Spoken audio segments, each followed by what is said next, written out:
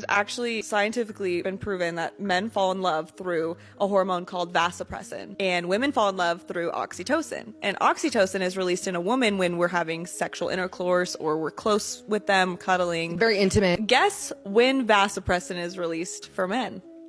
When they're stressed. So essentially, oh my God, the more you stress your man out, the more he's gonna fall in love with you. No wonder my man loves me so much. Guys like it when you're mean to them more than when you're nice to them, especially when you're starting to date someone and they're not fully interested in you yet. The worst thing you can literally do is like dote over them, fall at their feet. There's actually Really?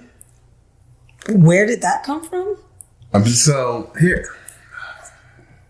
So this, I have a problem with this because I feel there's a lot of information online and people are using medical information talking about, different chemical levels in our bodies that happen under stress, that happen under different states in us, and how these things contribute to behaviors. And this video, for instance, is a video. Let me see how many people. So 280,000 people like this video. That's because they don't know. And like when you hear something that sounds interesting, you're just taking that as true value, as a fact. Right. But then you also have, you have people who may not understand this, and we start using medical terms. Exactly. And then they're like, oh, you mean to tell me I'm awful to my man and that's just how I have to be if I just yell at him? This is the reason why we're bonding? So let me ask you a question. You're a man. Mm-hmm.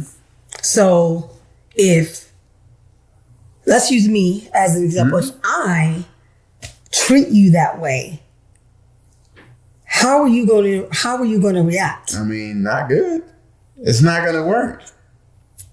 Because as a man, and for most of us, the most important thing is peace. It's the most important thing. Ask any man if he's being honest, what does he want? Peace. Anything that messes with that or causes issue with that has a problem, because when we go out in the world, we have enough stress to deal with. And as a black man, when I go out in the world, there's a lot of stress I have to deal with. We're in the South. There's a lot of stress that I come in contact with. Just being out in the world and dealing with things. When I come home, I want peace. I just don't understand how people can identify friction with a part of, I guess, love. Now, don't get me wrong. Friction will happen in your relationship. You're not always going to agree. You're not always going to be happy with one another and what they say or do at the time. And that's normal. But to purposely inject friction into your relationship to get a reaction because you think that is what they need in order to treat you a way that you want to be treated, that's no different from, and you'll hear this, the guys who were the nice guys and the gentlemen and, so far romantic even, they are less attractive and women are not as attracted to that type of guy as they will be someone that's a little more rough around the edges, a little more tougher, and really a little more challenging to penetrate their heart. It takes a lot of work to penetrate through. I mean, I just don't get that. Don't you want it to be easy? So, I don't know. I just feel like maybe that's some kind of thing that,